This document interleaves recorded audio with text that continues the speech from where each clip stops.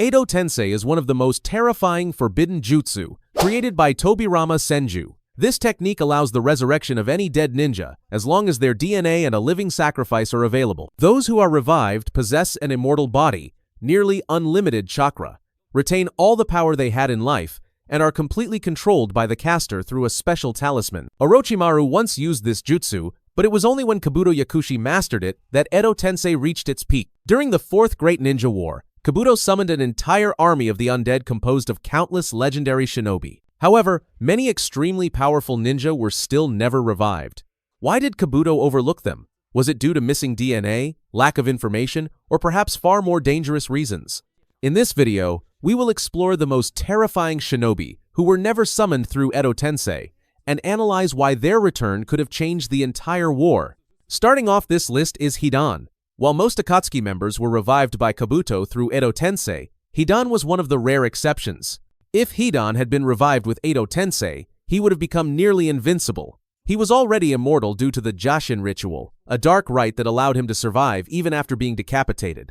Combined with the immortality and infinite regeneration granted by Edo Tensei, Hidan would possess two overlapping layers of immortality. As long as he obtained his enemy's blood and performed the curse ritual, every self-inflicted wound would become an absolute killing blow. And with a body that cannot die, nothing could stop him from continuing his attacks. Normally, to seal an Edo Tensei, one must inflict fatal damage to interrupt the regeneration process, creating a brief opening during which the sealing tag can be applied. But Hidan does not have that moment. His body does not require regeneration in the usual way. Even if he is decapitated or torn apart, he can still move. Edo Tensei restores the body. Jashin eternally sustains his consciousness. No sealing method could be applied effectively to him. In short, if Hidan were truly revived, he would become the perfect immortal entity nearly impossible to kill or seal, a true monster on the battlefield. However, instead of reviving Hidan, Kabuto created a biological clone from Orochimaru's cells, an artificial Hidan, not the original. This makes Hidan the only Akatsuki member to have a clone,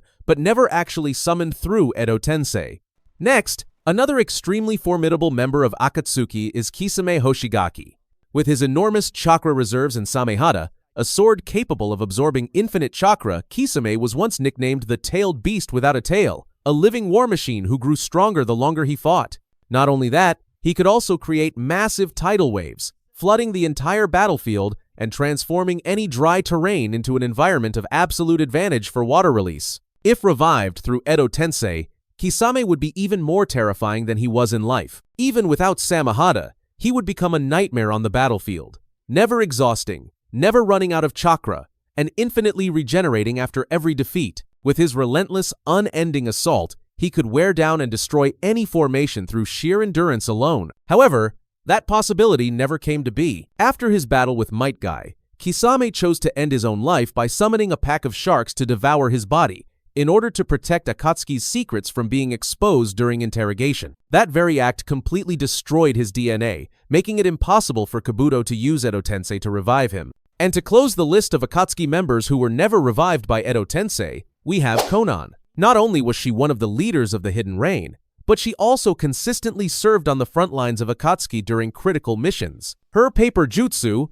especially when combined with explosive tags, reached a level of mass destruction she nearly killed Obito Uchiha, with a continuous explosion lasting 10 minutes. If revived by Edo Tensei, with unlimited chakra and constant regeneration, Konan would become a true nightmare on the large-scale battlefield. Millions of explosive papers could be endlessly recreated, attacking without pause, turning any area into a terrifying war zone. In fact, her scale of attack could rival, or even surpass, the forbidden jutsu mutually multiplying explosive tags once performed by the second Hokage, thanks to her lifelong mastery of paper manipulation through paper jutsu. However, even though her body remained intact after the battle with Obito, Kabuto chose not to revive her. The reason may have been lack of information, or simply an underestimation of the threat she could bring.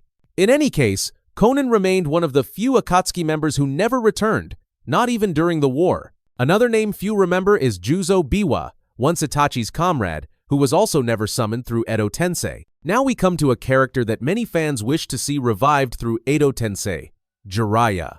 He possessed an immense wealth of knowledge, intelligence, and strategy honed through decades of battle. If revived, Jiraiya's Sage Mode, together with the support of the two great Toad Sages, Shima and Fukasaku, would surely elevate his destructive power to an extreme level, potentially turning the tide of the war. With a vast arsenal ranging from Rasengan, multi-element ninjutsu, to Toad summoning, combined with combat experience far surpassing most shinobi, Jiraiya under Edo Tensei would be an extremely dangerous piece on the battlefield. However, the reason he was never revived is that Kabuto claimed he could not obtain Jiraiya's DNA, as his body had sunk deep into the ocean of Amagakure after his battle with pain. Yet things became harder to explain once Boruto began. Amado created Kashin Koji, an almost perfect artificial clone of Jiraiya, capable of using both Sage Mode and his familiar summoning techniques. If Amado was able to achieve this, it means he must have had access to Jiraiya's DNA. So the question is, where did Amado obtain that DNA? If he managed to do so, then why couldn't Kabuto, an expert in forbidden jutsu and resurrection, do the same? This remains an unresolved mystery, and it may forever be one of the unanswered questions. Another ninja who would certainly be terrifying if revived by Edo Tensei is Danzo Shimura. As the head of the underground organization Root, Danzo was behind countless political conspiracies, assassinations, and direct interventions in major and minor conflicts across the shinobi world. What made Danzo truly dangerous was his modified body. He possessed multiple Sharingan implanted onto his arm by Orochimaru, combined with the DNA of Hashirama Senju, which allowed him to use Izanagi, the forbidden jutsu that can bend reality and avoid death. If revived through Edo Tensei, already immune to death, Danzo would be nearly impossible to defeat. In the worst-case scenario, he might even be able to use wood release. While alive, this was a power he dared not abuse because of the massive chakra consumption that easily caused Hashirama's arm to spiral out of control. But in Edo Tensei form with unlimited chakra, that limitation would vanish entirely.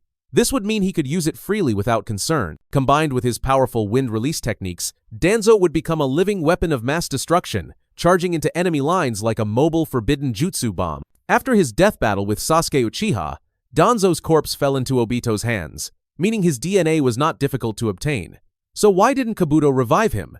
Perhaps because Danzo was simply too dangerous to control. As a seasoned, cunning shinobi who always had his own plans, bringing him back could have backfired, creating strategic variables beyond anyone's control. Another name that many fans also wanted to see under Edo Tensei is Sakumo Hatake, the father of Kakashi, and one of the greatest legends Konoha ever produced. His achievements were compared on par with the legendary Sannin, and he even earned respect from other nations. This alone proves that Sakumo was an extremely powerful shinobi. However, Sakumo's life turned into tragedy after a crucial mission. At that time, he chose to save his comrades instead of completing the mission. This decision led to his reputation being disgraced, causing the entire village and even his comrades to turn their backs on him. In despair, Sakumo took his own life. In theory, since Sakumo died within Konoha, his DNA should have been very easy for Kabuto to obtain, yet he completely ignored reviving Sakumo with Edo Tensei. This was perhaps one of the greatest oversights of the war.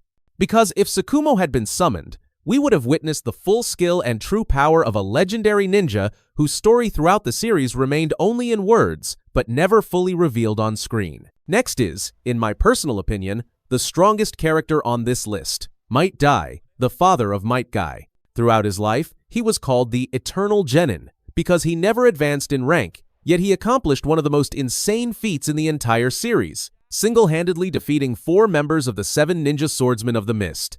In that battle, Dai opened all 8 gates, sacrificing his life to save Guy and his comrades who were cornered. This was also the very first time the audience witnessed the destructive power of the 8 gates, a power that far surpasses human limits. If revived by Edo Tensei, Might Dai would become a true nightmare. The price of opening the 8 gates is death, but Edo Tensei grants infinite regeneration. That means he could open the 8 gates continuously, again and again, without ever dying. On the battlefield, Dai would be an unstoppable weapon, capable of wiping out an entire division. However, upon opening the final gate, Dai's body was completely destroyed, preventing Kabuto from collecting his DNA, and that is the reason why he never appeared under Edo Tensei. But just imagine if Kabuto actually had Dai's DNA sealing, someone who can continuously open the 8 gates would be nearly impossible.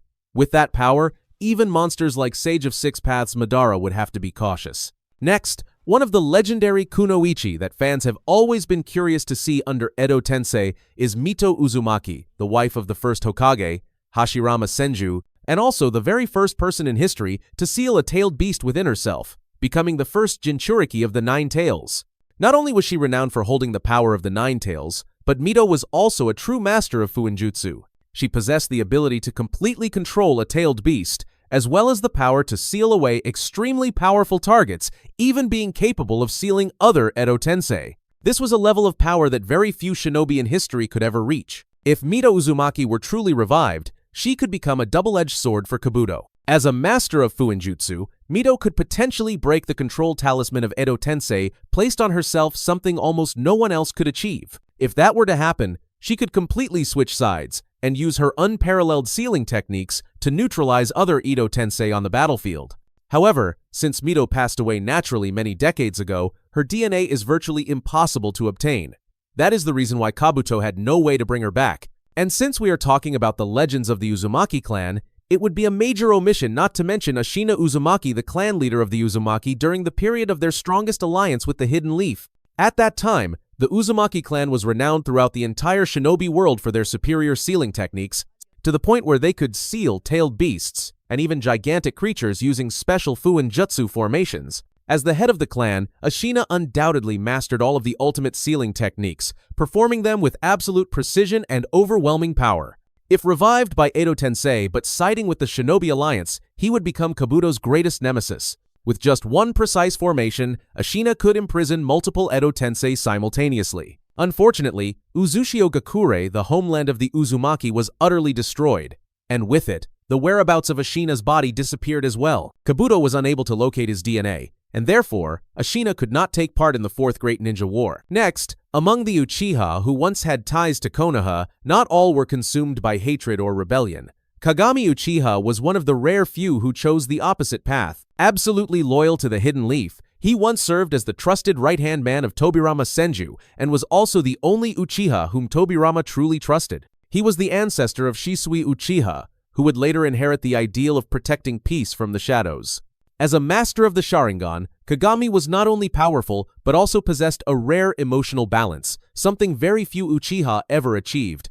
If revived by Edo Tensei, he would be a highly dangerous strategic asset, with his visual prowess and sharp intellect. However, information about Kagami's death and final resting place is virtually non-existent, making it impossible for Kabuto to obtain his DNA. Next is Izuna Uchiha, the younger brother of Madara Uchiha, and also one of the first Uchiha to awaken the Mangekyo Sharingan.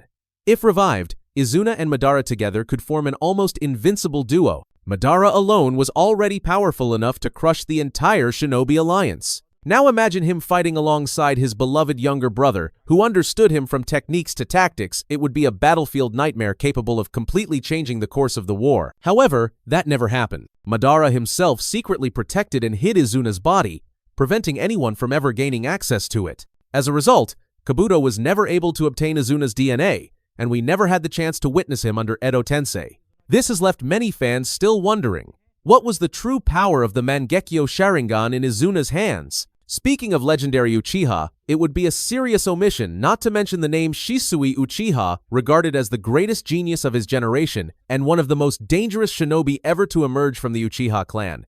Shisui possessed Kotowa Matsukami, a genjutsu considered the strongest in the entire series, aside from the infinite Tsukuyomi. The ability of Kotowa Matsukami was overwhelmingly dangerous. It allowed him to completely manipulate the mind of his target without them realizing it, turning every decision and every action of the victim into nothing more than a puppet under Shisui's control. If revived by Edo Tensei, Shisui would become an unstoppable piece on the battlefield. With just a single use of Kotowa Matsukami, he could manipulate the leaders of the Shinobi Alliance, alter entire strategies, and even overturn the outcome of the war without ever needing to fight. He could also potentially use Kotowa Matsukami to break the control of Edo Tensei, similar to how Itachi freed himself from the technique. But after being betrayed by Danzo Shimura, Shisui chose to end his own life by casting himself into a ravine. His body was never found. His eyes suffered the same tragic fate. One was stolen by Danzo, while the other was later destroyed by Itachi Uchiha during the Fourth Great Ninja War. As a result, both Shisui's body and his Mangekyo Sharingan disappeared completely, leaving Kabuto with no way to obtain his DNA to revive him.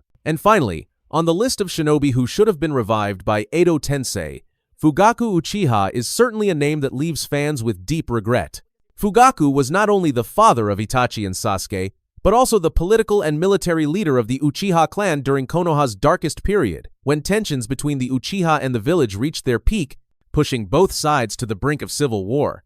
Although neither the anime nor manga ever showed Fugaku in battle, much evidence suggests that he had awakened the Mangekyo Sharingan, and very likely possessed his own unique ocular techniques. This would place Fugaku on an entirely different level, and if revived, the possibility of him using Susanoo cannot be ruled out.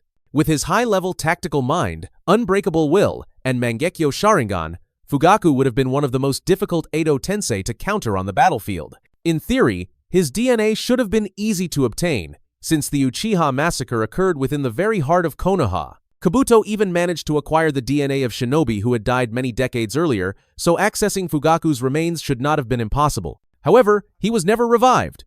The reason may be that Kabuto underestimated him, or simply lacked information about Fugaku's true power, which remained shrouded in the shadows of history. Regardless, Fugaku Uchiha remains one of the most intriguing figures to Naruto fans, because if revived, he could have revealed an entirely different side, an Uchiha clan head with the Mangekyo Sharingan, powerful and authoritative, who might have changed the entire battlefield if he had appeared. Thank you for watching. If you enjoyed the video, don't forget to like, share, and subscribe to the channel. Turn on the notification bell so you won't miss any of our upcoming videos.